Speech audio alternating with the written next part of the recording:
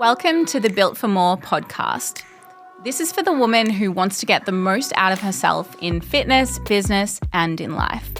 So if you want to learn the skills, the strategy, and the mindset to get the most out of your body, your mind, and your business, you're in the right place. Welcome back to the Built for More podcast. Today, we are talking about burnout, what it is, the signs to watch out for, and why doing more is not always better. Now, burnout is something I had to learn about, unfortunately, the hard way.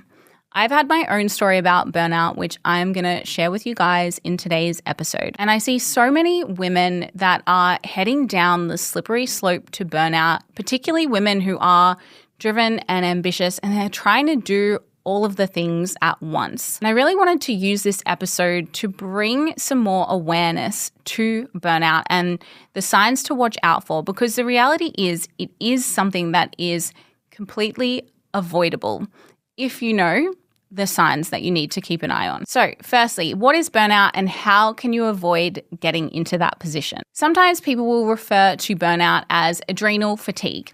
Now, technically, this is not the correct medical term. We can have adrenal insufficiency and we can have chronic fatigue. And I'll explain to you a little bit more about that progression or pathway, I suppose. Basically, when we have chronic stress or we have chronic elevated cortisol, we're in a state where every day we are essentially running on adrenaline. You'll feel that constantly wired, constantly on, constantly stimulated type of energy.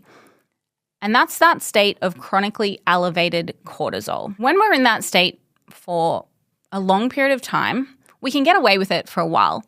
But eventually it gets to the point that our adrenal glands, so the gland that actually produces the cortisol, just can't keep up with the demands anymore. Basically, what happens then is it starts shutting down your cortisol production. It can't produce enough, and that's where the term adrenal insufficiency comes from.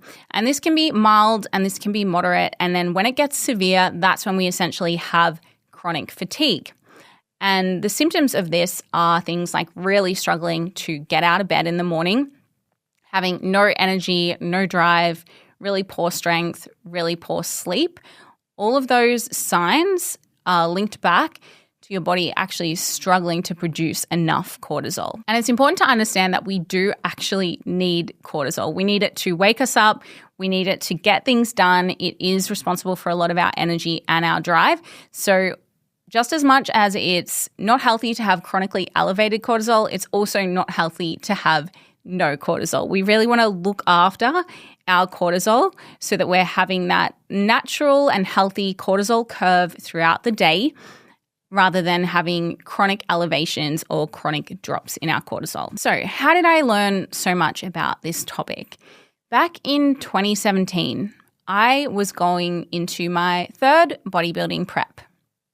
And I'd always been the kind of person that trained a lot. I grew up playing sports, so I would train before school, I would train after school, and I also always struggled with insomnia. That's something I battled, I'd say probably since I was about 15.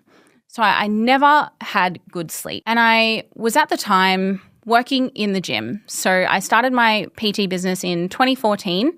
So in 2017, it was before the time of online coaching, really. I think I had a few online clients at that point, but I was largely a face-to-face personal trainer in the gym. So I was doing very early mornings, late nights, split shifts, minimal time to get sleep, and I was working really long days at the gym. I remember the members used to make jokes about, oh, do you have a bed out the back? Because you seem to always be here. Like I literally was. I was working very, very hard. But I think it's important to understand that there isn't one single thing that tends to throw you into this adrenal insufficiency state, right?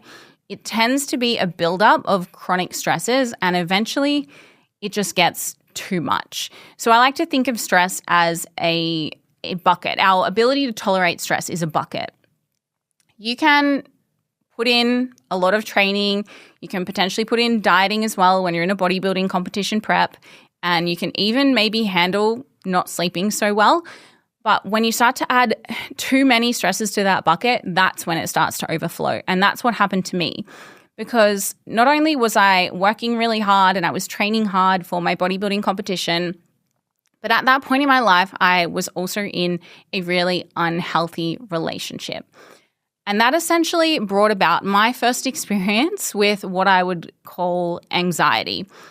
And I really struggled with that feeling of anxiety throughout the day. I would always feel on edge in my own home, basically.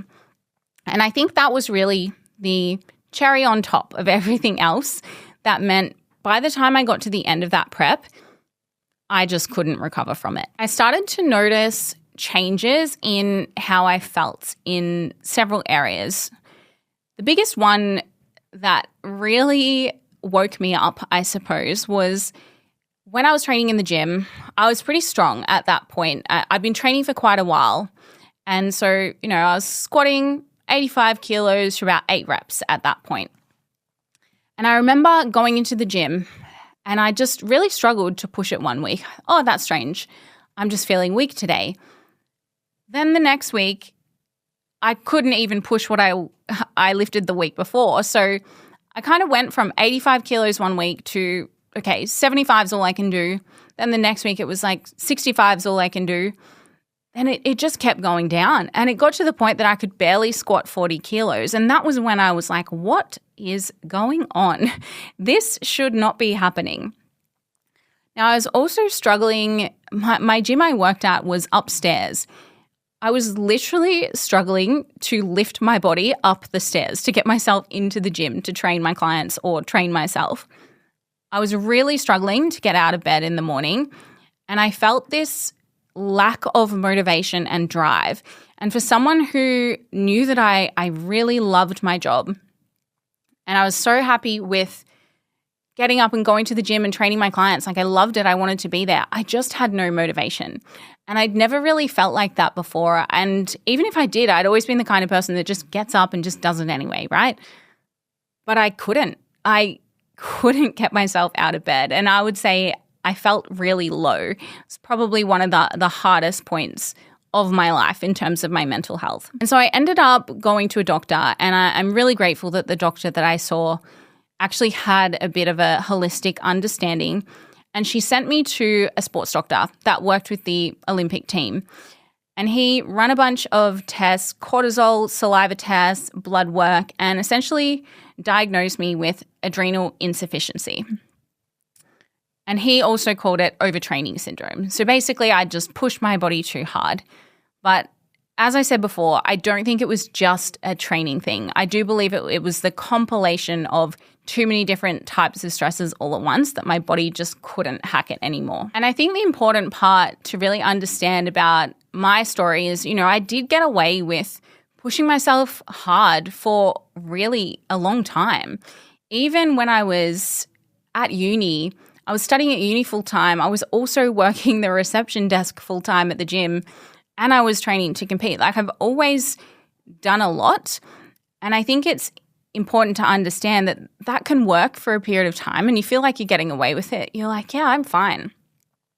But it catches up with you eventually if you can't manage that load, if you can't manage that stress. So that brings me to the point.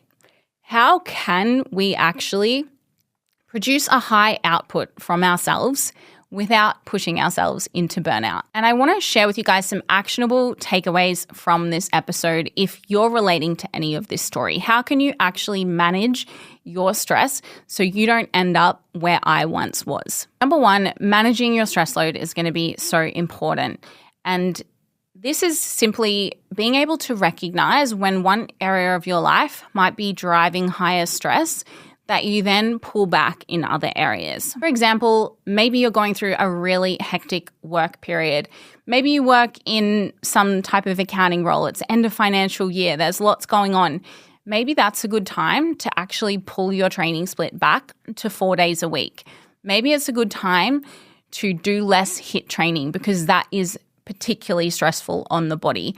Maybe you switch your HIIT for something gentler like Pilates or yoga or even walking for that period of time because you're driving your stress in that work part of your life. Maybe as an alternative, maybe you're training for a specific event. Maybe you're doing a bodybuilding show or a high rocks or a half marathon. And maybe during that time, you actually pull back your workload a little bit. Or if you can't do that, maybe you pull back your social life a little bit. You stop having those late nights on the weekend because you know you need your sleep to be able to manage the impact of the stress that your body is going throughout the week, right? So it's about recognizing that you can push yourself in one area of your life and drive progress in that area, but maybe you need to pull back in some other areas so that you don't end up overloading yourself and overflowing that stress bucket. Number 2, your sleep is going to be sacred. Our sleep is where we regulate our cortisol production and are able to actually recover and manage that cortisol load and the impact of stress on our body. So if you can really focus on a good pre-bed routine, making sure you're getting 8 hours sleep a night, you'll probably be able to handle a lot more stress in your everyday life. And a great way to think about this is, you know those people you see on social media and maybe they are doing epic things. They look like they train so hard every single day and they're getting away with it, but you're not. Maybe it's because they sleep like a baby and you don't. So sleep is going to be a key lever to pull to make sure you're managing the stresses in your life. Having better boundaries is number 3. So when it comes to our boundaries, this could look like having stricter work boundaries, especially if you work for yourself and you find that you check your phone and your messages from clients as soon as you wake up at 6 a.m. and you're still doing it until you go to bed at 9 p.m. at night. If you are constantly on and constantly in work mode, that is going to create an underlying baseline level of stress.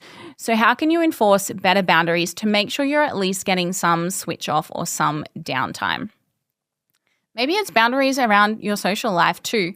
Maybe you're feeling exhausted one weekend and your friends have invited you out and you have a bit of FOMO, you kind of want to go, but at the same time, you know deep down that your body actually needs rest. Can you honor that more? Can you listen to your body a little bit more and honor your own boundaries to look after yourself better? Number 4 is managing your nervous system. We don't want to be in that state where our nervous system is always overactivated. We're constantly stimulated. And there's a couple of things that can contribute to this. It can just be that adrenaline state, getting everything done. You might be amplifying this through caffeine intake. If you're drinking a lot of coffee or caffeinated beverages throughout the day, every time we drink coffee, it is spiking our cortisol again. So it's elevating that cortisol. Sometimes we need to actually cut back our caffeine and rely on operating from a place of peace and productivity. I think a lot of the time, and I am 100% guilty of this before, it's almost like I felt I would get more done, I would be more productive if I was operating in a state of fear and panic, essentially. But that's not the case. You can do it from a calm and grounded place. And that is going to have a much lesser impact on your nervous system than running around like a headless chook trying to get everything done. So how can you be more conscious of your nervous system throughout the day? You might want to implement some things like meditation, breath work, journaling. I did acupuncture when I was really struggling with this myself, and that was fantastic. I found even if the needles weren't necessarily doing much, literally just laying down and having needles in myself so I couldn't move, I couldn't check my phone, that helped my nervous system. So little things like that, and a really great way that I recommend people integrate this where it doesn't feel so hard is before you eat. Every meal, before you eat, do 3 rounds of box breathing. That just means breathe in for 4 seconds, hold for 4 seconds at the top, breathe out for 4 seconds, and then hold for 4 seconds at the bottom. 3 times. You can do it literally anywhere. If you do it every time you eat, you're resetting your nervous system multiple times throughout the day. Other little things like reducing your screen time and spending more time in nature rather than constantly glued to our screen is also really good for our nervous system. It's really grounding. And number 5, balancing your training and trying not to do too much high stress training across your week. When I say high stress training, it's important to understand that doing HIIT or long duration cardio is very stressful on our body. So a lot of women will not respond well to doing HIIT cardio sessions every single day. I actually see a lot of the clients that I work with that are on the verge of that burnout. They might come from a background of doing group fitness classes because they're always doing HIIT circuits, and there's only so many of those that we should be doing in a week. In fact, I'd say as women, for the most part, we should really only be doing 1 to 2 sessions of those a week, unless you're an elite athlete and you've been able to train your body to cope with a higher stress. Then I truly think we need to be mindful of the amount of that style of training that we're doing. Even our weight training, a lot of the time we think we need to smash heaps of volume or do 6 sessions a week to see progress. It's just not the case. More often than not, doing less is actually more effective. You'll be able to bring a greater quality to your sessions that's going to drive a better result than just pure quantity. So it's about managing your overall training and stress load. We don't need to be doing 2 sessions a day every day. And often that actually pushes our body into that overstress state where we don't respond how we want to anyway. So managing that total training load, and this is something I will look at in clients that do come to me and I can tell stress is impacting their ability to get results. Like I will actually assess their total training load and volume across the week, the types of training they're doing, and build out a different plan that's going to allow them to still train but manage the total stress load on the body. Nowadays, we have this really cool way to track our nervous system health called HRV, which is essentially our heart rate variability. And this wasn't really a thing back in 2017 when I struggled with adrenal fatigue. But basically what this does is it helps to measure our recovery and our readiness and our nervous system health. So if you have some sort of Oura Ring or Whoop Band or Garmin, these will all track your HRV, which can give you really powerful insights into, okay, how is your nervous system health? Like, are we pushing too hard? And you'll probably even see it after a hard training session. You might see it drop down the next day, which is fine temporarily. But if it's chronically dropping down, that's when we might see that as a little bit of a warning light on the dashboard that something needs to shift in what you're doing. The biggest takeaway I want you guys to take from this podcast is that you can't run on empty. You can still work hard. You can still be really busy. You can still train hard as long as you are managing it effectively. And if I actually look objectively at my own data, I'm probably just as busy now as I was in 2017. And I'm more successful now, but I'm managing it so much better because I've learned so much through these experiences as to how important my stress management is. So the things I do is I am really structured and conscious of my boundaries, and I think I've developed an ability to really listen to my body. So I know and understand my body's capacity. I know when I just need to have a day's rest, and I will listen to that. I will honor that instead of thinking, and I literally remember saying this when I was younger. It's like, I'll rest when I'm dead. Well, that is a very unhealthy way to think about things. So I don't recommend following those guidelines. I also just manage my sleep so much better now. I treat my sleep as a full-time job. So I don't want you guys to think that you need to stop working hard or training hard, because I know that you're probably here because you have big goals and ambitions that you're working towards, right? I just want you to know that you've just got to stop running yourself into the ground to get there. Thank you so much for joining me in today's episode, guys. I hope you've enjoyed this topic. And if you have any topics that you'd love me to dive into and talk about, please just leave it in the comments if you're watching on Spotify or YouTube, or send me a DM on Instagram, and I will see you in the next episode.